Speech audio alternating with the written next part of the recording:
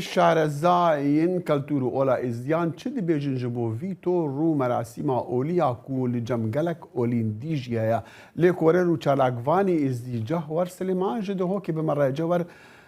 spas bû demê we ji kerema xwe tu ji me re bêjî ka rehên vê morkirinê li cem îzdiyan vedigerine çi serdemî û çima êzdî vê wesa zaroyên xwe mor dikin. علي سوباس كي دخيل وك وترابورتا خودا إلى زمان براستي أف تقصار إيك شوانكو موركرنا زاروك إزديكو بوا إزدي أدبيلو باورت إزدياتي دا وإزدي وصاد بيدن كولالش اللالش هيفيني أفراندنا دنياي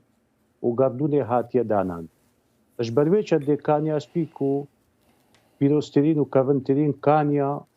الجامعة إزديا قالك كافنيار وبيروز بايا خويا بيروز يا خويا بله أرجع وقت إزدي تشنا لالشي بوجالايك يعني خدي زاروكا كيدت أتصالك أو أبي درستي أتصالك دبنا لالشي وكانيا سبي دي سجارة آفل سريكان هكوا ملاحظة كربا وديدبا سجارة آفل سري رشان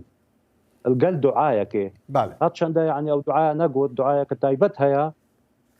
دعايه كتايبتها يا بو بيشندي بله بو بوركبني بله الجوهر بله الجوهر دقيقه من بوشي سجاره تبيرو باولت ازدياده جيانا هر مروبكي سي قونا غارة درباز بتن او جيش دايق بونا وقت آفا اول ليكري وقت جدايق بوي خدي دايا ددياي بو ازدي يا دوي جياناوي جيانا خودا دي منت ازدي يا سي المرناوي دي منت ازدي جوهر القل دعاي جوهر قالك سباش بفان رون كرنا بس سيفي دارم تبري خب دي كاميرا خو اختو تتقلمت عاخفي چونكو ببورا بله أبي كادوي بسيارة منها جرين كوبري ده من نفيسينا كتال سر فيسبوك خون تو بحسين كي كاتشما ازدي نها بترجهر دمكي دي بأولا خوفا بنريتو كالتوري خوفا جريداي معنا تتكاري كورتيش مرة بيجيش برشي فبالي بسيارة كقالك تجي خود دايا هر ملتك فرمانا را درباز بت والدجواري را مجويا خود درباز كتن جريدانا وي ملتي مكم تربط وقايم تربطن افجا بو اگرا سركي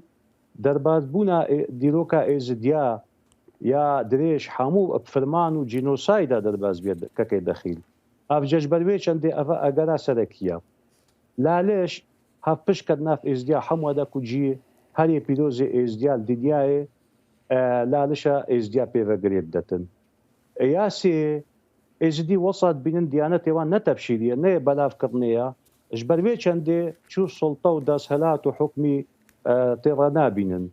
يا دن قالك تشتي ازديا وصنوكا ديالك وفلسفه ازدياتي دا تتقاري اللاف ملتت بيشكفتي بحث بكاي وان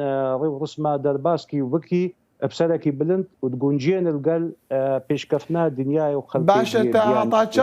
هطا چندي مثلا اف كويزي بحث كان چلو هفت فرمان بسريوان هاتن هطا چندي وي كاري قال سيرفي مثلا كتبه هفتي ودو فرمان چلو هفت هفتي وچار دي بيجن هفتي ودو فرمان ويا هفتي وچار بله هفتي وچار يعني اوجي اجرك هنديك او جريداي بتر يقرتي بانه جريداي ديروكا خوابن أكيد أو إيش أقل السلكي وك من زمان كو شو دوكس هكا السجن كيدا قال يك درباس كان حبسه كيدا دي بيني تاريخه كمشترك قلوان بيدا بو قريدانا كمكم بيوان قلوان قال يك بيدا بو ان هدوا دوكس يكدونا ناسنشك فتشاوت بيني وقت كشتنو قبتنو جينوسايد وطالان كرنو حموتش تبسريوان هاتي قاليك وك يعني بيجن تاريخك هبشك هيا ومصيرك هبشك هيا چارنوسك هبشك هيا اجبروي چند گريدانا هر كسكي از دي بو از دياتي و جواكا از دياتي مكمترا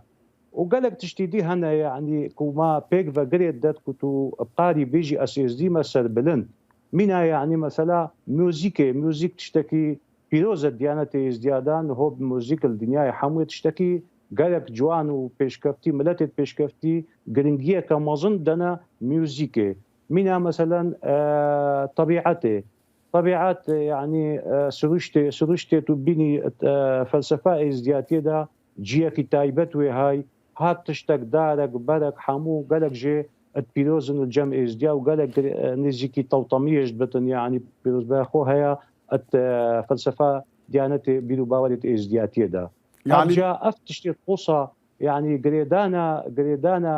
ئێزدی دیرۆکاوی و جۆغرافیاوی و فلسفە دیانەتێوی